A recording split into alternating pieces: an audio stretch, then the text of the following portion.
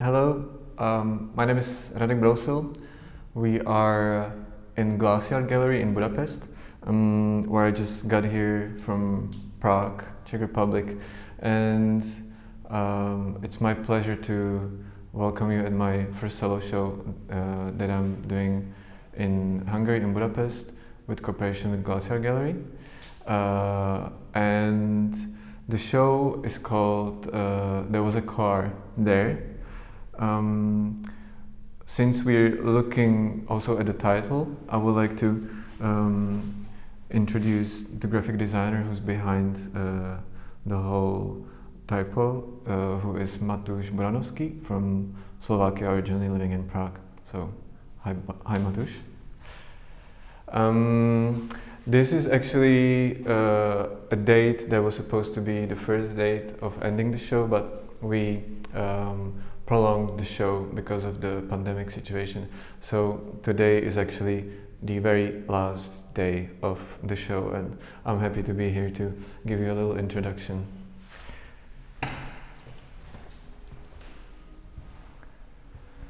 So this is actually the first room of the show. The whole show is in 4 rooms of this beautiful space where Glassyard Gallery is based in Budapest. It's an apartment that was built in 1870, and it's one of the biggest apartments of the building. It's, as they call it, piano nobile. So also, you can also see a balcony in the second room, which is only in this apartment.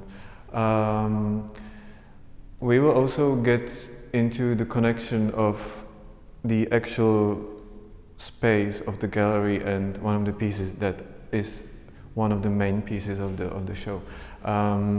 So there's even this connection. So I would like to start actually with those 2 photographs, because the whole exhibition is actually mainly about the film that you will see as a viewer who enters the gallery in the end of the whole show. And these 2 photos, it's a diptych, they are together, they are supposed to be together, is actually ending of the film, is the final part of the film. You can see it in the beginning of the show. It's not gonna really like show you much, but it's more of a symbolic gesture that you can also start with ending. It's actually like what you can see on the photo is a sculpture of 2 lovers that was built in 60s in Czechoslovakia, and it's from Eva Krsková, who was a sculptor, and of course she was a sculptor because she made this sculpture. And I don't know if I mentioned, but the title of the sculpture is Lovers. It's very it goes with the topic of the whole show and with the topic of the film that is also about love and connection of the people, about some romantic idea of life. So on this diptych you see the main actor, the main character in front, taking the shot from the front of the sculpture, and then from the back of the sculpture. I will talk more about the main character later in the second room. Now I would like to focus mainly on the fabric sculptures that we can see in this room when we are entering. We are connecting this show with also a previous show that I made in an open space in Prague called Futura, as part of a group show that Magyarorsza curated that time, and the show was mainly about an idea of perfect love, and the whole show was kind of like a journey through a certain relationship and a lot of symbols that are they were part of some love. So, but the symbols are very important. So first, when we enter the space, we see the door. We see the door with also a symbol of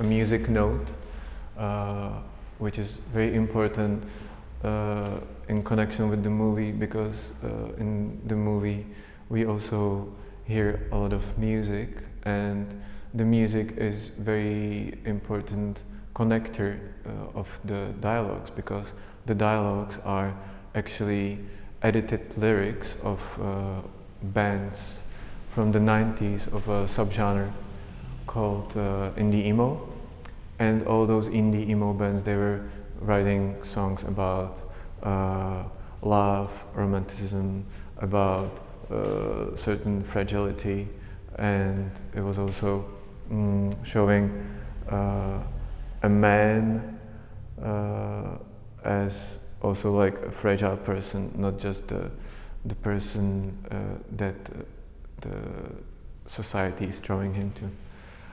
Then we have the other object, fabric sculpture, which is taken. The photo is taken from very old sundial that you can find in Prague, and it's a detail of that object of that sundial, and time. It's talking about time, that is like a very important symbol, and it's also about the fact that time doesn't have to be our Lord. I think there's maybe also important to talk about the biggest photo of the show, or like one of the biggest photos, and that is the main character sitting in the mouth of a sculpture, or I would say monument, that you will actually see in the film. I don't want to talk more about the monument, because then I would probably unhide the fact that is in the film.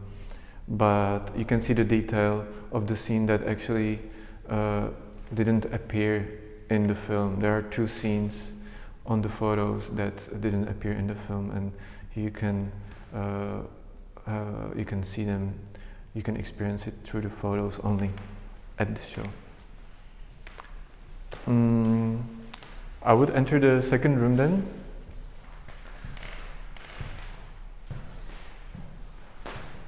The second room with the balcony that I mentioned. In this room we have a lot of important pieces. The first most important piece is the photo of the main character. The main character is a half-dead fish, who, like Cyril Dobrý, is starring the main character. Cyril Dobrý is a young Czech actor. I also would like to talk about the fact why it's half-dead fish. Half-dead fish is connecting, like referring to kind of dystopian ecological subject that is also part of the film.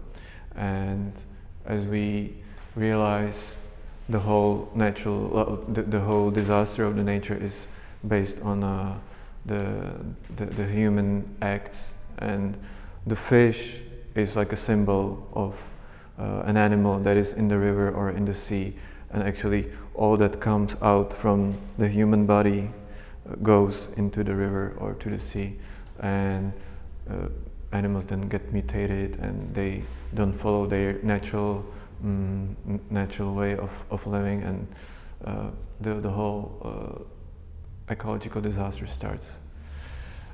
I would like to also talk about not just the subject, but also about the costume. The costume is made from a fashion designer, Mellett, who's based in Prague. The whole costume is made of patchworks, like little pieces of fabrics that are recycled from old fabrics. And that's another important topic of the film. The whole film is a zero waste film. Like, it's been made with the whole zero waste principles, and we were trying not to waste any single material on the film. Okay, maybe we took few cabs and rode few cars during the shooting, but I think it's still in the limit. I would like to introduce second character. It's a film that has title "Can You Still Feel the Butterflies?", which I still didn't mention. "Can You Still Feel the Butterflies?" The title comes from like the title of one of the, or actually like one of the lyrics of the indie emo bands that I mentioned. The band is called Jimmy Eat World, and the main character is kind of hyper object. It's also important that it's a woman, so we have a man and a woman. It's symbolic. The main character is played by Teresa Hofová, who's a Czech actress based in Czech Republic. And the whole film is basically about those two characters. It's a dialogue about many things, and I was trying to keep it more abstract so the viewer can get their own opinion, but in the end you will have a certain feeling that I don't want to unhide yet, but it's basically trying to play with the emotions and with a lot of words that these lyrics were based on. So now I would like to maybe introduce the third photo. It's the third photo of this room. There's second photos in the show, and actually after a long time I'm coming back to my original medium, that is photography, since I studied photography and my master's was made in photography at the Academy of Art, Architecture and Design in Prague. And so I'm kind of happy that I had a chance to go back to photography with this show at Glassyard, because it's still like my main medium in a way, because even I'm working with the fabrics a lot, there's always a photography in it involved.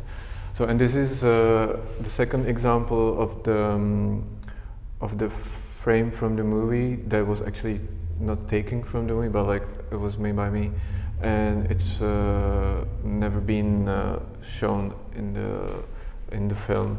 So it's also just possible to see it through the photography and not in the film. Maybe I could also mention the frames, because the frames are wooden frames that I worked on afterwards, and I was firing the wood, so every frame is unique and fired from myself personally. Then I probably would like to introduce one of the pieces, the fabric pieces that we can see in this room.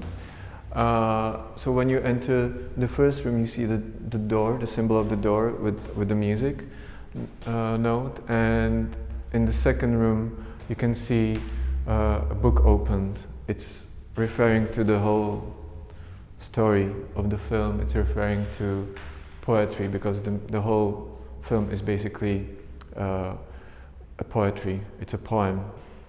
It's like the narrative story makes sense, but you can also read it as a poetry because it's very symbolic.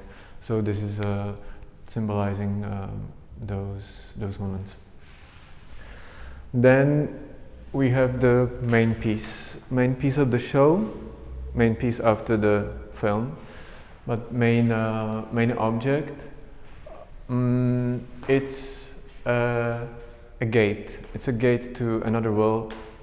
It's a gate that is referring to the story of the film also. Even the gate and the piece was made before the film, but that's why everything was kind of fitting together in the show, because I was working with all those facts before also. So you see a woman's world, kind of, or like a gate with a woman symbol. That is actually the relief is taken from a building in Prague, in Czech Republic. It's called Lapidarium, and it's a building of the National Gallery that has been built in the second part of the 19th century. So that's also where we find the connection between the place of Glassyard Gallery, this apartment, and the architectural piece here of the gate. Maybe it's important also to say that in this building of Lapidarium there's a lot of important sculptures of Czech history and Czechoslovak history based that are in the collection of the National Gallery. So with this gate we are entering the third room.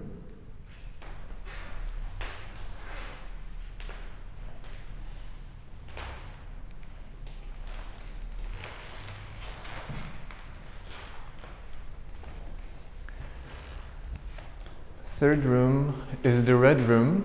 It's a connection between the real world and a different new chapter that you will see in the film. And it's red because of a reason that you will find out after seeing the film. It's also important, kind of like a calmer between the ambience of the natural light that you have in the previous rooms, and kind of like a preparation for the journey. What you can see in this room are three pieces from the show at Foto that I mentioned, that are again very connected with the story of the film. You see a black swan, a symbol of something special, because swans are usually white and they usually don't live without a partner very long. So when one swan dies, the other usually follows the swan quite soon. And here we see a black swan, but it's a single swan, so it's also talking about love in a different way. Then we see a light that is showing you the way, the right way that you can follow.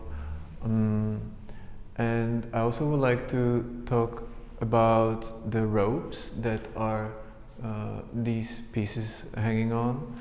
It's actually, I'm not sure if maybe we can see it better in the second room, or like, but yeah, maybe it's hard to tell. But maybe we can just talk about it. So there are two ropes. There are two ropes that are connected together with a knot, with a knot. That knot is called the true lover's knot, and I probably don't have to explain it, but it's basically like connecting those two ropes so they don't lose each other, and it's giving them certain stability. And then we see the biggest piece in this room, and that is a curtain of a red sky. It's referring to old romantic paintings, and in this show it's the second gate between the viewer and the film itself. So then, entering the curtain, we will actually see the film itself.